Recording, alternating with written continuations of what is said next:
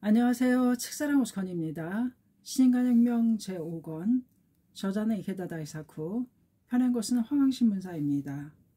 개도 56페이지부터입니다. 다음날 13일 일행은 오전 11시에 파리 공항을 출발해 영국 런던으로 향했다.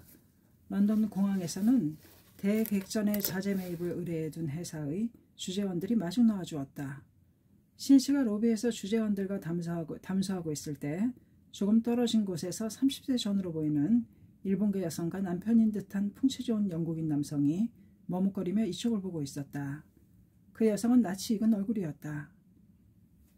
신씨가 손을 들자 여성은 미소를 지으며 신씨 곁으로 다가왔다.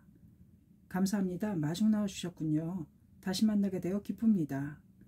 이 여성은 시즈코 그란트라고 하며 올 1월에 신이치가 홍콩을 방문했을 때 해협에 참석했던 멤버였다. 그녀는 홍콩에서 남편의 사업관계로 곧 남편의 조국인 영국으로 돌아간다는 것을 신이치에게 보고했다. 홍콩에서 영국으로 건너온 한 부인이 건강한 모습으로 자신을 마중 나와 주었다는 것이 야마모토 신이치는 더없이 기뻤다. 신이치는 부인 옆에 서 있는 남성을 바라보았다. 남편이신가요? 시즈코 그란테가 고개를 끄덕이며 대답했다. 네, 그렇습니다. 아직 신심은 하지 않습니다. 당신을 도와주는 소중한 남편입니다.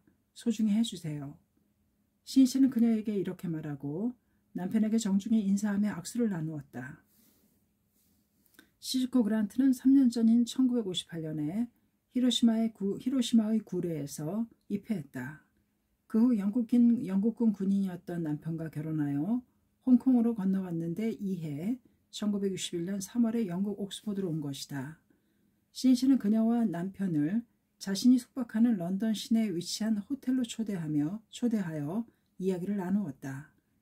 말도 통하지 않는 낯선 땅에서 혼자서 신심을 해야 했으니 오죽이나 허전하셨겠습니까? 신씨의 따뜻한 격려의 말에 그녀는 눈시울을 적셨다. 네, 남편은 다정하게 대해 주지만 그래도 너무나 적적했습니다.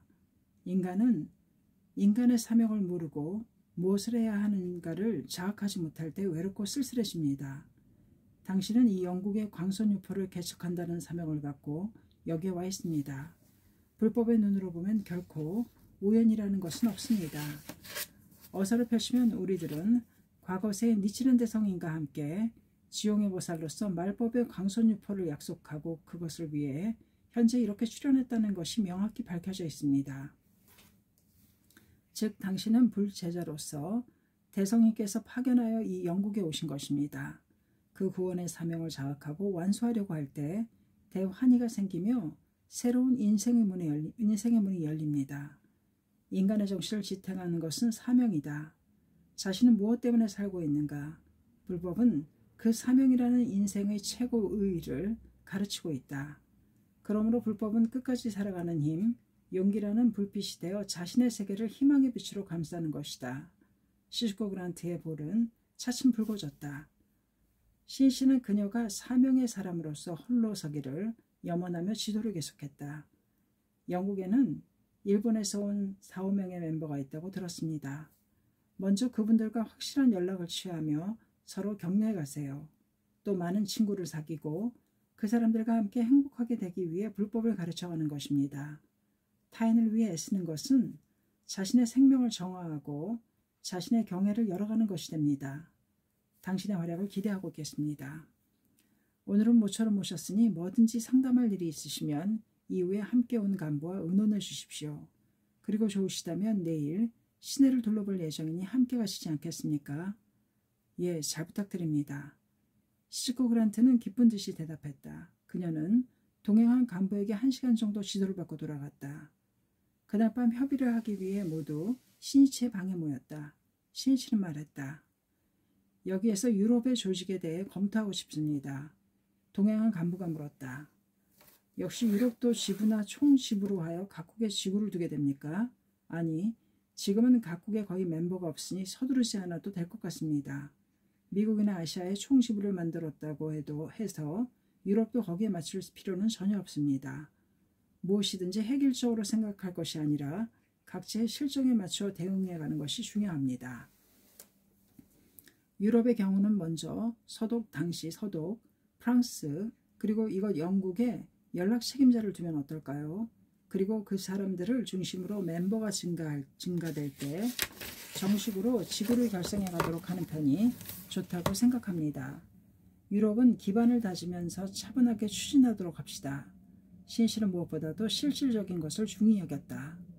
미국에서는 멤버가 거의 없는 네바다에도 지구를 만들어 올리버 부부를 지구 부장과 지구 담당원으로 임명했다. 그것은 이 부부라면 자기들의 힘으로 지구를 건설할 수 있다고 확신했기 때문이다. 해외에 조직을 만드는 데는 각 나라의 사정도 충분히 고려하지 않으면 안 된다. 또 중심자로서 적격인 사람이 있는지 여부가 가장 중요한 요건이다. 특히 유럽은 전통적인 그리스도교 사회인 만큼 중심자가 될 사람은 그 문화를 잘 이해하고 불필요한 마찰을 일으키지 않는 배려도 필요하다. 만약 한 번 만든 조직이 실패로 끝나면 그것을 재건하는 데는 오랜 시간을 필요로 한다. 그렇기 때문에 신씨는 신중했다. 동행한 간부들도 신씨의 생각에 동의하고 우선 나라나 도시의 연락 책임자를 두기로 했다. 그리고 검토한 결과 독일의 연락 책임자로는 일행을 공항에서 맞이한 일본계 부인을, 파리의 연락 책임자로는 발레리나인 부인을, 그리고 런던의 연락 책임자로는 시스코 그란타를 내정했다. 딘일은 본인들의 의향을 확인하여 결정하기로 했다. 각국의 인사안이 결정되자 신씨는 가와사키 에이지에게 말했다. 그런데 유럽 전체의 연락 책임자는 가와사키 씨에게 부탁하려고 하는데 어떻습니까? 가와사키는 순간 긴장한 얼굴이었지만 크게 숨을 들이마시고 힘찬 소리로 대답했다. 예, 알겠습니다. 좋습니다. 이것으로 유럽은 걱정 없습니다. 오늘은 유럽과 가와사키 씨의 새로운 출발의 날이군요. 가와사키는 그 말에 문득 생각했다. 돌이켜보니 야마모토 회장은 이전부터 이 일을 위해 신심도 모르는 자기를 몇 번이나 만나서 인내를 갖고 격려하며 지도해 준 것이 아닌가 하는 생각이 들었다. 그리고 2년 전 처음 신씨와 만난 이후의 수많은 추억이 가와사키의 뇌리에 떠올랐다가는 사라졌다. 또 이번 유럽 여행 기간 중에도 야마모토 회장이 짬을 내어 자신에게 불법의 리더로서 본연의 자세를 가르쳐준 의미를 지금에 이르러 이해할 수 있었다. 드디어 나도 일어설 때가 온 것이다. 선생님의 기대에 보답해야 한다. 신심의 명의가 되자. 가와사키는 유럽 강포의 사명을 깊이 장악했다. 런던에서도 내내 맑은 날씨가 계속되었다. 14일에는 아침부터 시내를 둘러보았다. 대형 박물관이나 버킹엄 궁전, 그리고 왕실의 거성인 윈저 성과 튜터 왕조 등의 왕국이었던 햄프턴 코트에도 들렀다. 런던 거리는 화려한 파리에 비해 차분한 멋이 있었다. 거리를 걷는 남성들도 모자를 단정히 쓴 영국 신사가 많았으며 역사와 전통을 소중히 하는 기풍을 느낄 수 있었다. 도중에 일행은 어느 공원을 산책했다. 벤치에서 쉬고 있는 많은 노인들의 모습이 눈에 띄었다. 안녕하세요. 잠깐 곁에 앉아도 좋을까요? 야마모토 신이치는 정중하게 모자를 벗고 70대 중반 정도로 보이는 백발 노인에게 공손히 말을 건넸다. 동행한 멤버가 그 말을 영어로 통역하자 그 노인은 온화한 눈으로 고개를 끄덕였다. 신이치가 일본에서 왔다는 것을 말하자 대화는 시작되었다. 이 무렵 영국에는 65세 이상 고령자의 비율이 인구의 15%에 달했다. 한편 일본에는 아직 65세 이상 고령자의 비율이 6% 미만이었으나 의학의 발달로 일본도 평균 수명이 늘어나고 있다. 인구가 도시에 집중되고 핵가족이 점점 늘어나면서 어린이의 수도 감소하고 있다. 그렇다면 일본도 장래 고령자의 인구 비율이 증가 일로를 걷게 될 것을 쉽게 예상할 수 있었다. 그럼에도 불구하고 노인 문제, 오늘날 말하는 고령화 사회의 문제에 대한 일반적인 관심은 그리 높지 않았다. 그러나 신씨는 창각회 회장으로서 연상의 동지를 생각하고 또 일본의 장래를 생각하면 이 문제에도 결코 무관심하게 있을 수 없었다. 데마크에서 고령자 아파트를 시찰한 것도 그 때문이었으며 요람에서 무덤까지라는 뛰어난 사회부장 제도를 가진 영국의 실정도 알아두지 않으면 안 된다고 생각했다. 노인은 신씨와 공원 벤치에 앉아 대화하는 동안에 자신의 신상에 대해 하나둘 이야기하기 시작했다. 예전에는 섬유공장에서 일했으나 지금은 연금을 받으며 2층짜리 공동주택에서 독신 생활을 하고 있다고 했다. 두 아들이 있지만 각각 교회에 집을 지어 살고 있다는 것이다. 신실은 말했다. 영국의 사회보장은 뛰어나서 경제적인 면에서는 어느 나라 노인들보다 혜택받고 있다고 생각합니다. 노인은 깊이 주름지니까 웃음을 띄었다. 자조적인 웃음이었다. 다른 나라는 모르겠지만 분명히 우리들은 생활에 어려움이 없고 병원에도 갈 수 있지. 그러나 결코 편안한 것만은 아니라오. 노인이 증가하여 일손이 줄어들면 나라의 경제력이 떨어지기 때문이지. 예전에 7개의 바다를 지배했던 영국의 미래와 나의 노후에 나는 많은 기대를 했었지. 연금으로 생활을 시작하면서도 나는 좀 더 일하고 싶었어. 몸도 건강했으니까. 그러나 노인을 고용하는 회사는 없었어. 오히려 그것이 가장 섭섭했지. 사는 의욕을 잃었다고나 할까? 신씨는 노인의 이야기를 들으며 일본의 미래를 생각했다. 이 당시 일본에서는 55세를 정년으로 하는 기업이 대부분이었다. 영국에 비해 사회보장 제도가 뒤처진 일본에서는 고령자의 비율이 높아지면 의료나 간호 등 여러 가지 문제가 발생할 것이다. 또한 연금 제도도 한계에 달해 연금만으로는 생활한다는 것이 곤란하게 될 가능성도 높아질 게 분명하다. 그것을 피하기 위해서는 연금 제도뿐만 아니라 정년 제도도 다시 검토하여 고령자에게 널리 취업의 장을 제공할 필요가 있다. 그리고 삶의 보람이라는 면에서도 일정한 연령에 달했다고 해서 일률적으로 취업의 장이 없어진다는 것은 큰 문제를 내포하고 있다. 그러나 고령자의 고용을 추진하려 한다면 노인에게 적합한 일의 페이스나 근무 시간을 고려하여 출퇴근 시간대나 직장 환경 등을 개선하는 일도 불가결할 것이다. 즉 취업 하나에 있어서도 여러 가지 문제로 파급되어 간다. 고령화 사회에 대비하기 위해서는 지금까지의 사회제도를 다시 검토하여 정치는 물론 의료기관, 기업, 주민 등 사회 전반에서 다루어져야 한다. 더욱이 그것들은 하루아침에 이루어지는 것이 아니다. 그만큼 국가 지도자는 미래를 응시하는 만전의 대책을 세워가는 구상력과 그것을 실행해가는 리더십 그리고 책임감이 있어야 한다. 또 그렇게 하지 않으면 국민이 불행하다. 가을바람에 물든 나뭇잎들이 흔들리고 있었다. 노인은 자신의 심정을 신씨에게 말했다. 실은 2년 전 아내가 먼저 세상을 떠났지요. 나에게는 너무나 큰 충격이었지. 인생에서 갑자기 빛이 사라져버린 것 같았지. 노인은 이야기하면서 슬픔을 억누르고 있었다. 신씨는 다정한 어조로 물었다. 친하게 지내시는 친구분들은 없으세요? 근처에 동년배인 친구가 살았는데 그도 반년 전에 세상을 떴지. 인간이란 허무한 존재인가 봐. 지금은 온종일 방에 틀어박혀 누구와도 말을 나누지 않을 때가 자주 있지. 아니 식사를 준비하는 것조차 귀찮아 거의 걸을 때가 많아. 그 말에는 적적함이 묻어나고 있었다. 신씨는 생각했다. 노인 문제를 생각하면 사회보장 등의 제도 정비가 필요하다는 것은 말할 나위도 없지만 동시에 우정과 격려 그리고 서로 도와가는 인간의 연대가 소중하다. 이웃의 노인에게 말을 건넨다. 가족처럼 이야기에 귀를 기울인다. 자주적으로 가능한 한 응원해 간다. 주위에 그러한 배려의 네트워크가 있다면 독신 생활을 하고 있어도 고독감이나 불안감은 크게 줄어들 것이다. 일본의 도시에도 마을 해나 자치회 등의 조직이 있지만 그것이 사람들의 마음을 읽고 서로 협조하는 현실의 힘으로서 기능을 하고 있는가 하면 그렇지 않다. 여기까지 생각했을 때 신이치는 종래의 종적인 조직과 함께 근래 학회가 힘을 쏟아 지역에 뿌리내린 블록 조직을 생각했다.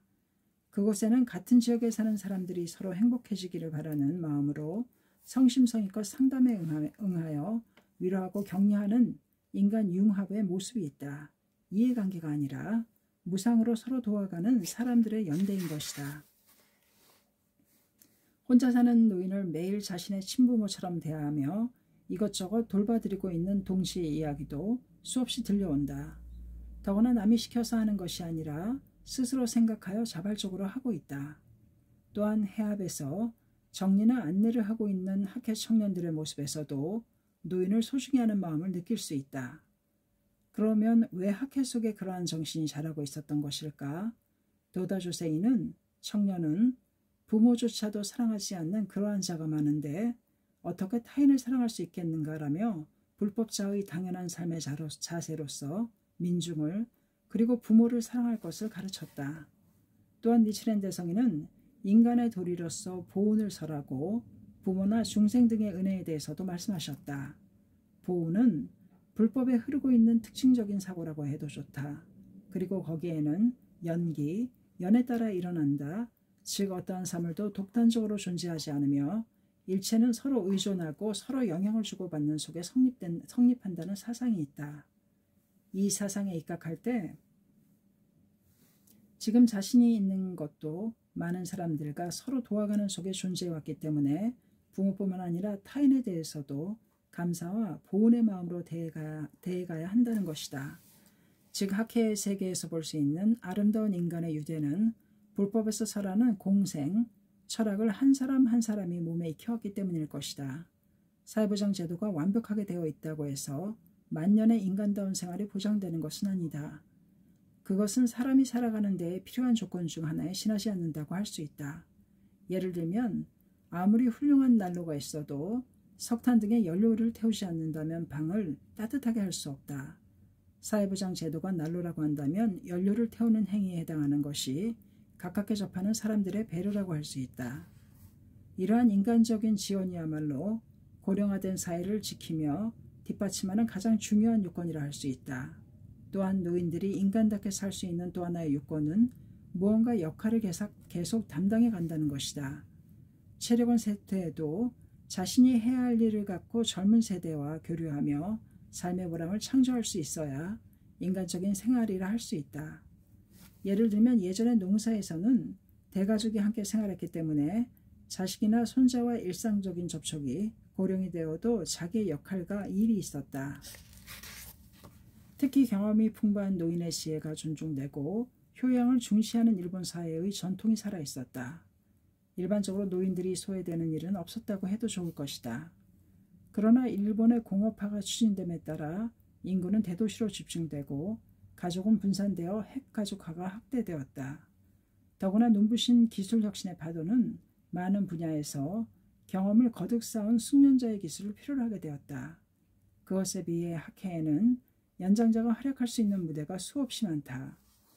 인간의 길을 배우는 깊은 신앙의 세계에서는 수많은 시련을 겪으며 풍부한 인생 경험을 한 사람들의 조언이 우리들의 삶에 많은 참고가 되며 안내 역할을 하기 때문이다.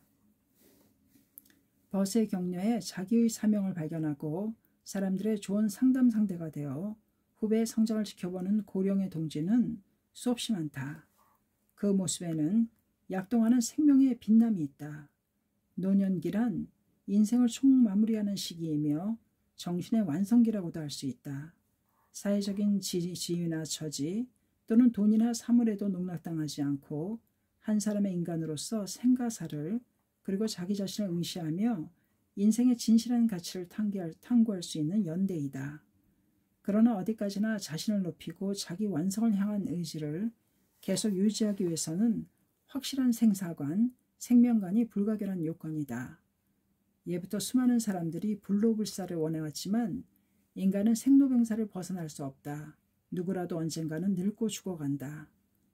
그렇지만 이 세상이 단지 무상한 세계이며 죽음으로 인해 모든 것이 끝난다고 한다면 많은 인간들은 필시 죽음을 눈앞에 두고 인생의 허무함과 공허함을 느끼게 될 것이다. 그런 속에서 자기 완성을 향해 끝까지 노력한다는 것이 과연 가능할까?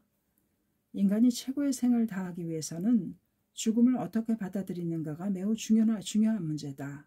사후에 자신이 어떻게 될 것인가를 생각할 수 있는 근거가 없다면 사람은 죽음에 대해 큰 불안을 느끼게 될 것이다.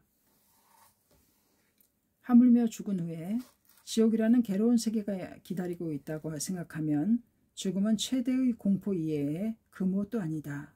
불법은 그 삶과 죽음을 해명한 생명의 법리이다.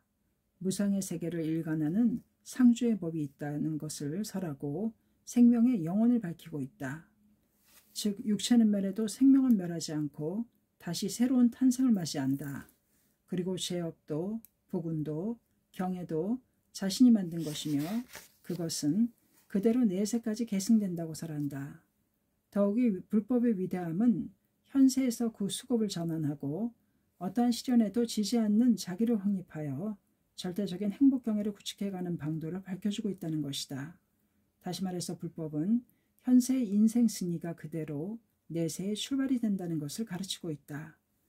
이 생명의 법리에 입각했을 때 비로소 사람은 죽음을 직시하고 자신의 한정된 인생을 하루하루 마지막 순간까지 인간의 완성을 향해 끊임없이 연소시킬 수 있다. 또한 그 구도의 마음에는 생의 청춘이라는 숨결이 맥동쳐간다.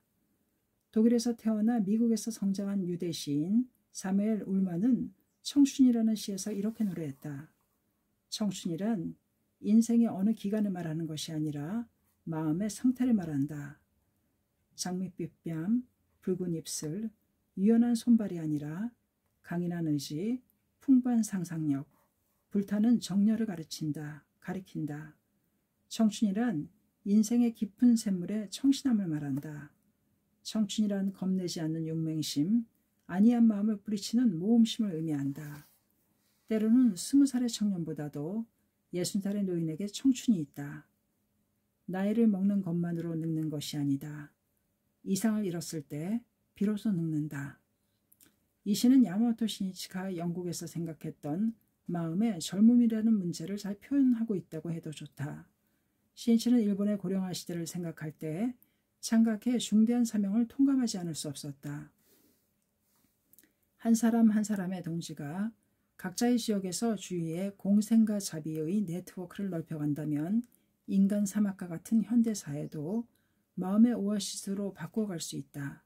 또 생의 청춘이라는 기계로 인생을 완수해 가기 위해서는 불법이라는 확고한 생명 철학을 사람들의 마음에 확립시켜가지 않으면 안 된다. 시대는 틀림없이 불법을 갈망하고 있는 것이다. 인간은 누구나 언젠가는 늙는다. 진정으로 풍요로운 사회란 늙어서도 인간답게 즐겁게 기쁨에 넘쳐 창조적인 인생을 마지막까지 완수해 갈 수 있는 사회를 말한다. 시인치는 공원에서 노인과 헤어지면서 이렇게 말했다.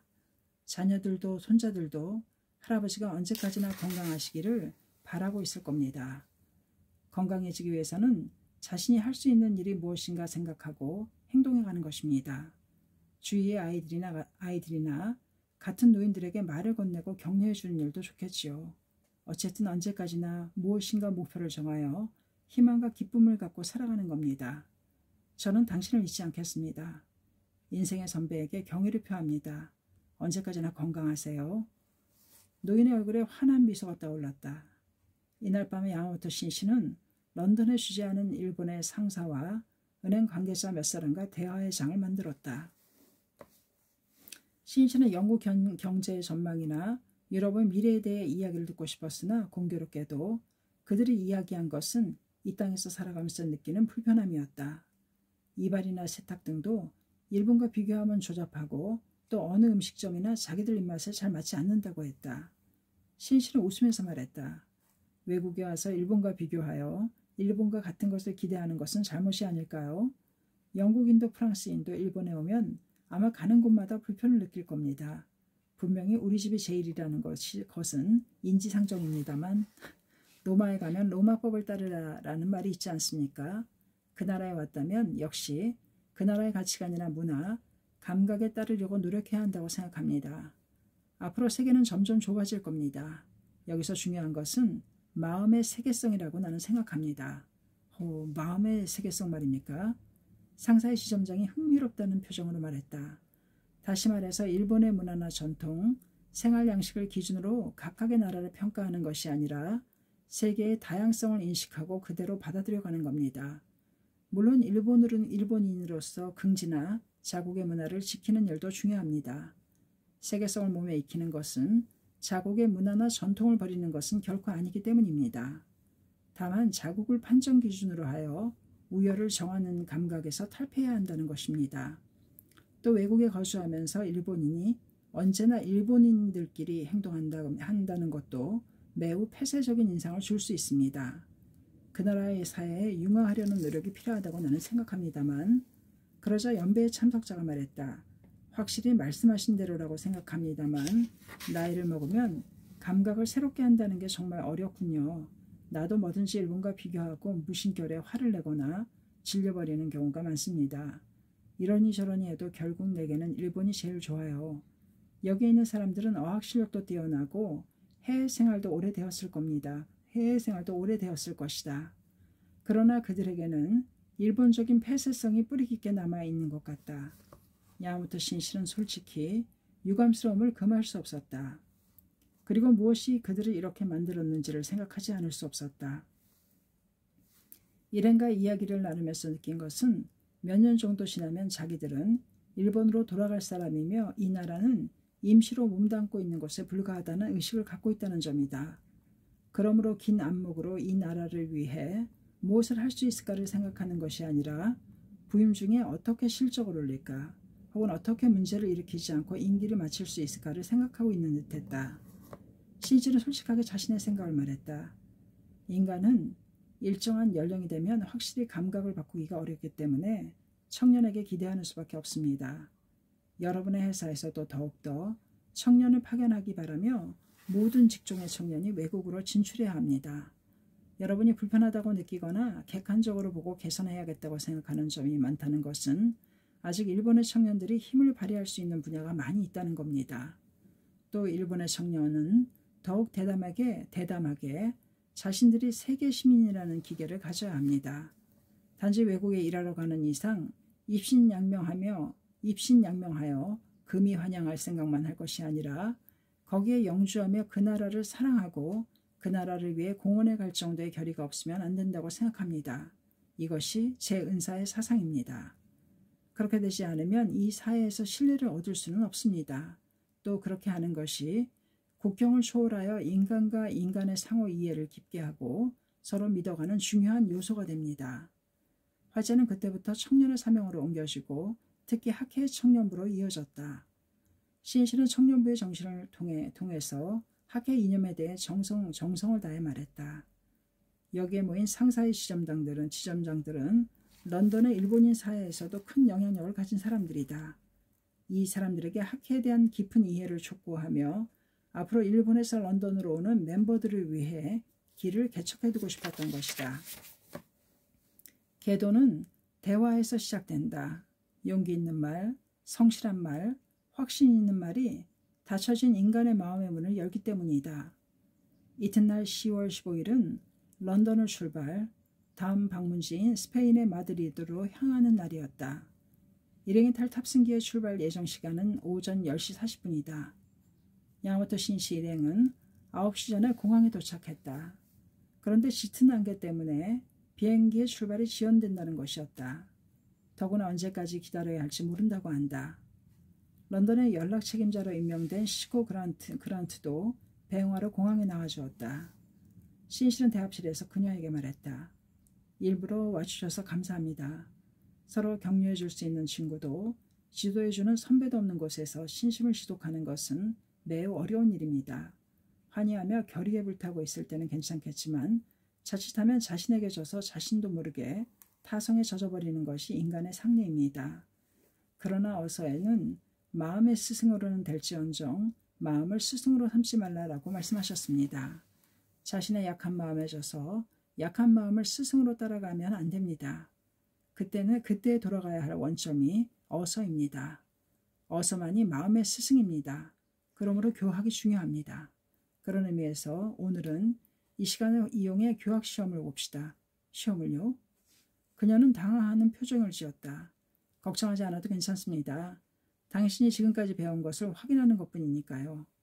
게다가 유럽에서는 지금으로서는 교학 시험 예정도 없으므로 교학번이 될 수 있는 기회를 만들어주고 싶습니다.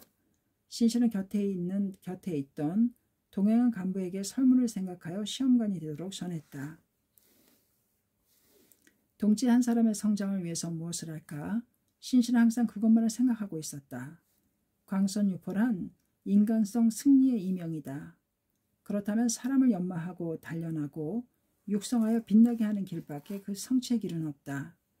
대합실의 한 모퉁이에서 시코 그란트가 시험을 치르고 있는 동안 신씨도 진지하게 어서를 배독하고 있었다. 시각은 정오를 넘어서고 있었다. 어젯밤 회식을 하다 함께했던 상사의 관계자가 일행을 위해 점심 식사인 오니기리, 중국밥을 가져다 주었다. 그 사람은 돌아가기 직전에 이렇게 말했다. 어제 야마모토 선생님이 말씀하셨던 그 나라에 영주하며 사랑하고 공헌해 가겠다는 결의가 없으면 안 된다는 이야기가 가슴에 남아 있습니다. 우리들이 잊고 있었던 중요한 점을 가르쳐 주셨습니다. 역시 임시로 몸담고 있다는 자세여서는 안 된다고 생각합니다. 마음의 공감대가 넓혀져 있었다. 활주로는 아직 짙은 안개로 덮여 있었다. 비행기는 좀처럼 이륙할 기미를 보이지 않았다. 가와사키 에이지가 공항 담당자에게 몇 번이나 출발 예정을 물었으나 모른다는 대답뿐이었다. 일행은 점차 초조해지기 시작했다. 그것을 알아차린 신이치가 말했다.